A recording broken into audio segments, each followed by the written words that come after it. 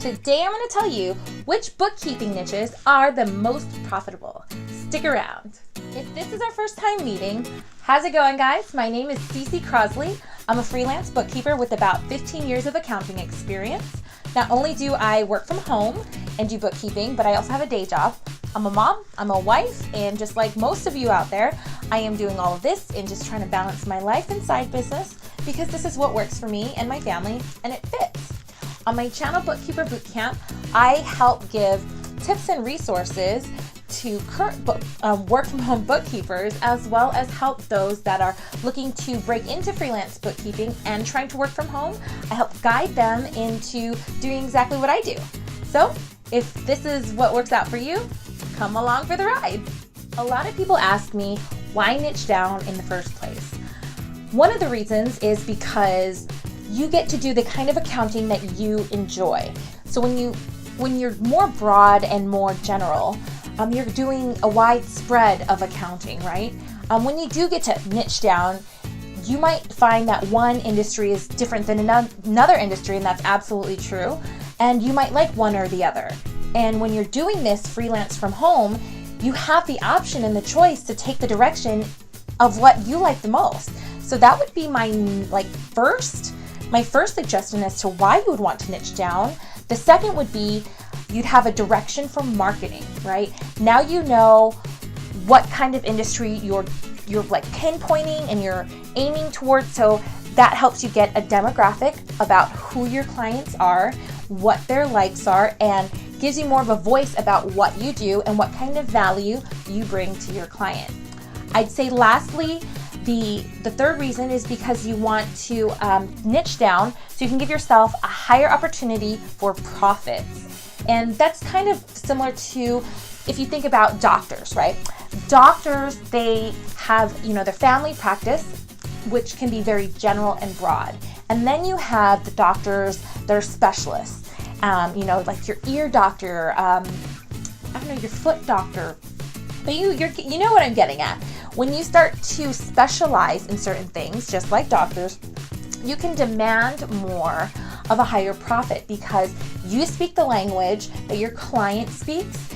You can identify the problems, and more effectively and faster, you can, oh God, that didn't sound right, but more effectively and faster, you know what I'm saying? You can fix the problems, and you can achieve what they're going for and what they're looking for in a bookkeeper more efficiently. There you go.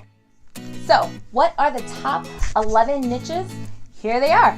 I won't go into too much detail when I list them because I feel like I can just take up so much of your time by listing every detail. So if you have any comments or questions about a specific niche or industry, leave me a comment below, or you could always shoot me an email. We can have a one-on-one chat. I love those and always open to them.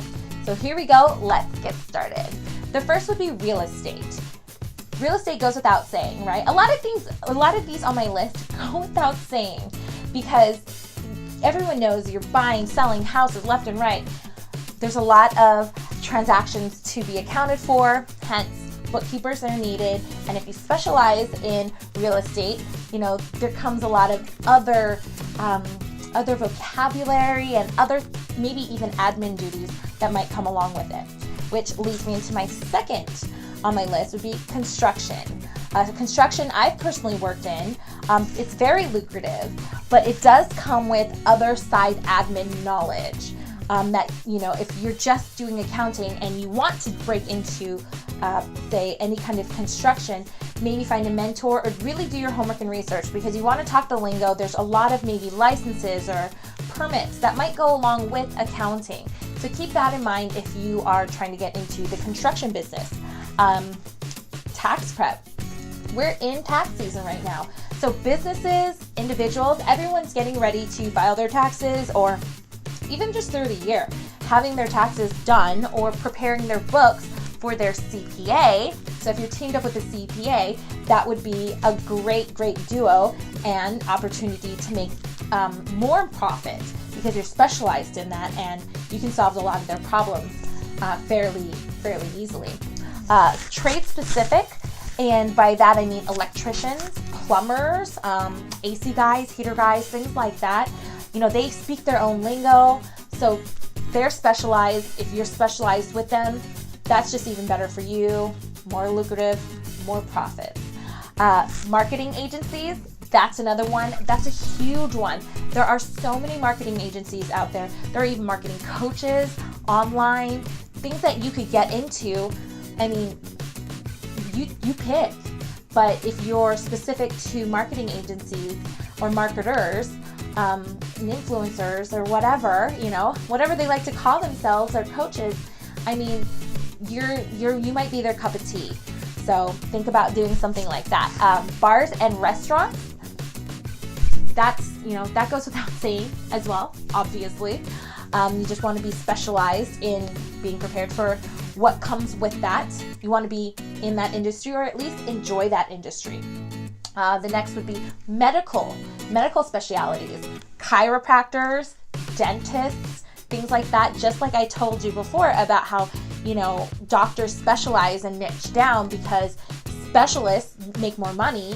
If you do the same, you're following the same pattern. You become more valuable to that specialist because you're in the know of what they do, how they do it, their lingo, their clientele, and you're ready to serve your clients a little bit better. Another good one is veterinarian practices. Just like humans, dogs need doctors, pets need doctors. Veterinarian practices are a good one. Engineering firms are another good one. Law firms are another good one. And then I would say that maybe wrap it up with nonprofits, because a lot of nonprofit organizations are looking for accountants or bookkeepers, and that is a very special niche because that comes with, you know, other obligations because it's a nonprofit. And I can just go further into detail with that. So there you go. Those are the top 11. I hope this video helped out even just a little bit in giving you some kind of direction on what niche to pick if you are in the freelance bookkeeping world. If you leave me a comment about maybe other questions that you have and would like me to cover in another video, drop me a message in the comments or just shoot me an email.